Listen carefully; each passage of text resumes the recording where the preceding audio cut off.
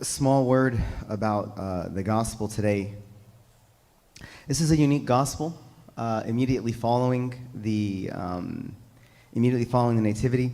It continues the story of Matthew, and we're in Matthew 2, verse 13.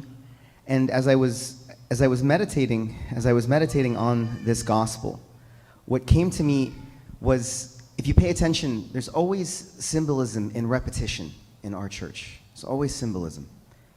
And there are three dreams that Joseph has in these 10 verses. Three dreams. And so once, okay, twice he's telling us something. Third time the Lord is standing on a desk and he's trying to tell us something. And so it's important for us to pay attention to what is the Lord telling us through these dreams. And numerologically, 3 is a symbol of the Trinity. And so we know that these dreams have a divine purpose. They have a divine purpose to create a path, to save, and to comfort. And with that being said, the theme of this gospel and these dreams is that God will show what man does not know. God will show what man does not know. And this is something that we have to apply to our lives. This idea of what will the Lord show us and what does he want to show us in our lives. And if we have the eyes to see, the spiritual eyes to be willing to see what we can see that the Lord intends for us. And so 3 points. The first thing that God will show us is what's worth fighting for. What's worth fighting for. The first thing that we read is that Joseph, the angel of the Lord appears to Joseph in a dream saying, "Arise, take the young child and his mother and flee to Egypt and stay there until I bring word, for Herod will seek the young child to destroy him." And you look at the difference between Herod and Joseph, the difference between the two. Herod says what? Herod says he must protect power at all costs. That's all that mattered to King Herod. So this is why he goes to look for the young child. But Joseph was charged with protecting power itself, protecting the Lord. Joseph, having ears to hear the Lord's voice, chose what was worth fighting for. Herod fought for power. Joseph fought for the king of power. It's different. And this is what we don't realize when we think about God, is that the Lord is trying to tell us, what are you wasting your time on? What are you fighting about? When we think about our lives, الجواز, ولاد, شغل, work, family, wives, we're always mad about something. We wake up and we complain that the coffee is not hot. We go to work, we don't like the way someone talks to us. We complain about the way this person treats, and we have to have a conversation, and we have to have an argument about it. Why? Because we would rather be right than have peace. We would rather be right than have peace. And so we have to ask ourselves, what are we fighting for? If we are fighting for our own power, keep doing what you've been doing. It ain't working. But if you want to fight for the king of power, then choose your battles wisely. What do we waste our time fighting about? We should fight for what is righteous. We should fight for what honors God, not what makes us feel better about ourselves and soothes our frail egos. This is not what the Lord has intended for us. When he has given us this mind, it is to choose the battles wisely. But God can show us, as he showed Joseph, what is worth it. But the only way that God can show us what is worth it is if we have a disciplined ear to hear him. How do we discipline our ear? We discipline our ear by what we listen to. And do we have the spirit of obedience inside of us? I always tell my own congregation, my favorite thing to hear is when somebody older tells me, "Khalas abuna, I don't need to confess anymore. My father of confession passed away in Egypt." Okay, so because your father of confession passed away, the sacrament died? No, the sacrament still exists. If we don't have obedience to a father of confession, will we have obedience to anything but ourselves? So the spirit of obedience is where the disciplined ear comes from. Because you can hear criticism and you can accept it. And you have amazing fathers here that will be honest with you because they love you. But we must discipline our ear through the spirit of obedience. What will we listen to? In the book of Isaiah chapter 55 verses 2 and 3, the prophet says, or the Lord says through the prophet Isaiah, "Why do you spend money for what is not bread, and your wages for what does not satisfy? Listen carefully to me and eat what is good. Let your soul delight itself in abundance. Incline your ear and come to me. Hear, and your soul shall live, and I will make an everlasting covenant with you, the sure mercies of David." The first thing that God shows us, that He reveals to us, is what is worth fighting for. But the only way that we know what is worth fighting for is if we have a disciplined ear. And this comes from the spirit of obedience. So kids, you have parents, you have fathers of confession.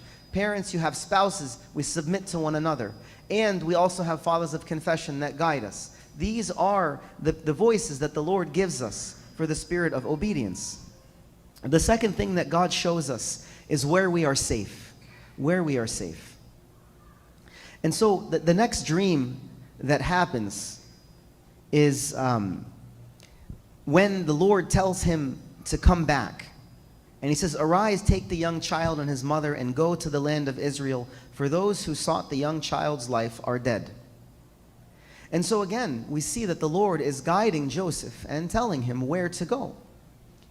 And again, let us look at Herod and let us look at Joseph. Let us look at the two of them, okay? Herod believed he was safe in his kingdom because he had killed all of these children. He had done whatever he could to protect his power. And he did this until a power greater than him came. And then he tried to wipe it out and protect himself. And what is the result of Herod's work? Herod dies. But Joseph waited for God to return him to his kingdom, and he lived. So Joseph waited for God. And because Joseph waited for God, the Lord told him when it was safe to return. These two people, again, compare them, and you see a major difference in their hearts. One who wanted to protect themselves did everything they could to be safe on their terms. But Joseph said, "I will wait for the Lord's voice to know when it is safe to come home." Can we do the same? See, I think many of us, we struggle with, is this the right place for me? Is this the right work for me?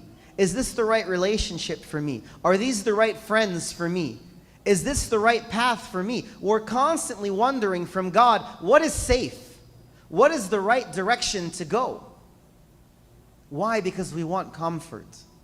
We want to know what He intends for us. But the Lord will show us who we are safe with and where we are safe when we exert a discerned mind. If we are willing to have a mind that is wise. You know, many of my kids, they ask me this question. They say, "Abuna, how do I know that this is the will of God for me? How do I know that this is God's will for me or his path for me?" And I try to tell them, at a point in your life, you come to learn there's no such thing as right and wrong.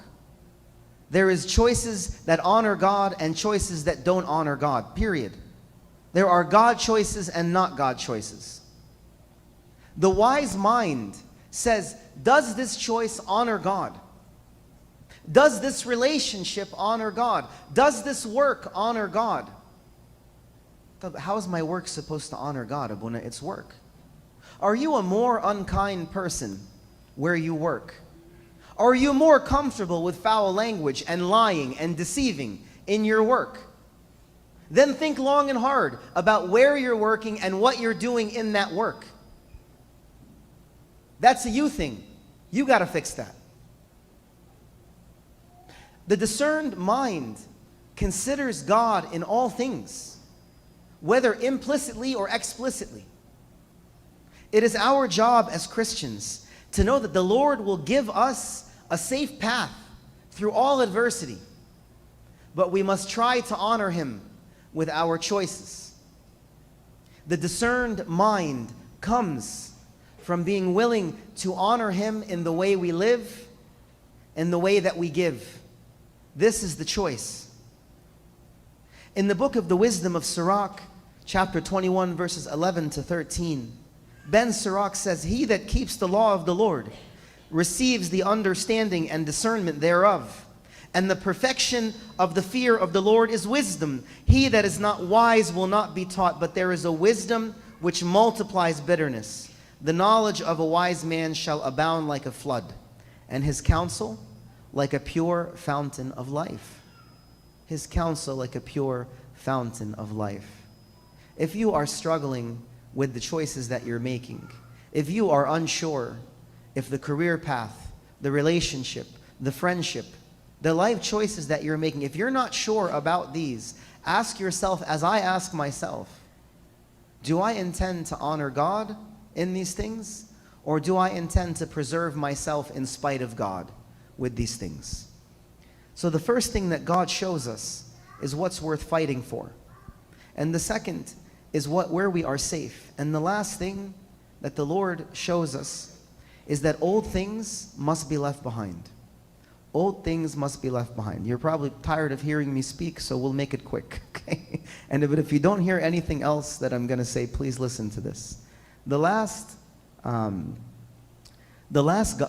dream, it says, being warned by God. First it said, when he heard that Archelaus was reigning over Judea instead of his father Herod, he was afraid to go there.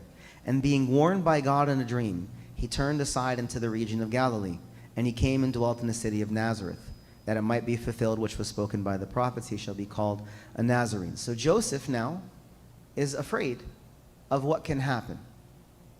Why? Because Archelaus, now we're going to compare Archelaus and Joseph. Archelaus now was in charge of Judea. And Joseph was worried that Archelaus would go back to the old things. What are the old things? The persecution of the Messiah. He may not have left behind his father's mission. So Joseph was afraid to return to Judea, but he had the courage to go somewhere new. He had the courage to go somewhere new, to do something he'd never done before. And this is the difference between Joseph and Archelaus. Joseph was willing to leave old things behind. Joseph is not a young man, my brothers and sisters. He's old. He is not young. And Joseph, despite knowing this place that he had lived his whole life, now he's going to go to Galilee. He's going to go to Nazareth with this woman and this child. God will show us what has to be left behind in our lives. He will show us. Because all of us have to put down parts of ourselves. There are parts of you and I that have to die. You like it, you don't like it, I don't know what to tell you. There are parts of each of us that have to die. Parts that are anger, parts that are pride, parts that are lust, parts that break us from God, that separate us from the love of God. They must be left behind. I had a friend many years ago, he had lived a life of perdition. And when he came back to church, he had traveled a lot in his life. He'd lived all over the world. And I said, what was your favorite place to live? He said, here. I said, why here? And he said, because I buried all the parts of me that had to die. And now the new ones can grow. God is trying to show each of us that something needs to die in us. Are you ready to put it down? Are you ready to put down bitterness? Are you ready to put down unhealthy relationships? Are you ready to put down something that creates division in relationships that you need? Are you ready to make a change? Now is the time. It is newness. He makes all things new. He has come to earth in this season to give us new hope. But you cannot have new hope without the old death. New things can be necessary things. And fresh starts can be the starts of refreshed hearts. But we have to have a courageous heart. I know that what I'm asking is not easy. I've been married for 30 years, Abuna. What do you want me to change? Khalas, we're going to die this way. No. You don't have to.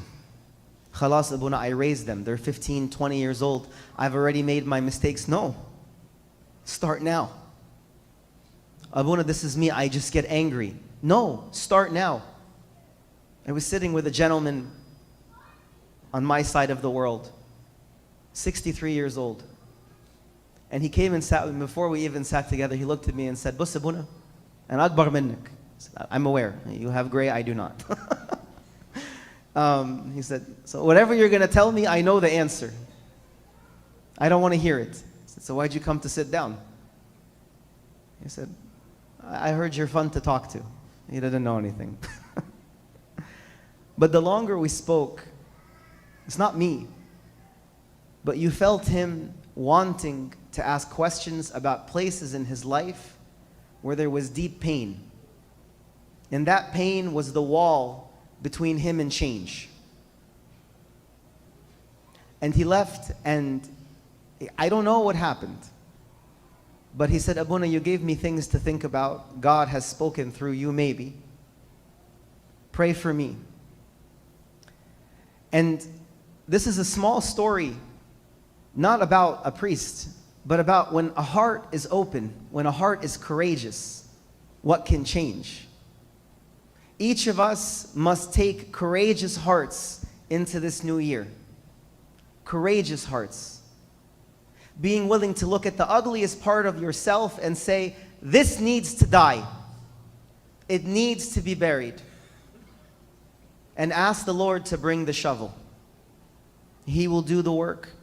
It will not be easy, but I promise you it will be fruitful. The blessed St. Augustine, he says something beautiful. He says, God does not take away the weight of the work, but he strengthens the bearer. Because the soul is not made strong by its own power, but by clinging to the power of God. Whatever has to die in you will not die because of you. It will die because you give it to him. So the three things that the Lord will show us. What's worth fighting for? And we will know if we have open ears to obey and submit. The second is where we are safe, if we have a discerned mind to honor him in our choices. And the third is that old things must be left behind, and it can be done with a courageous heart, because a courageous heart is the start of a refreshed heart. May each one of us in this blessed season remember that it is time to listen to the message the Lord has for you. It is yours and yours alone. He will change your life if you will only let him start. And glory be to God forever and ever. Amen.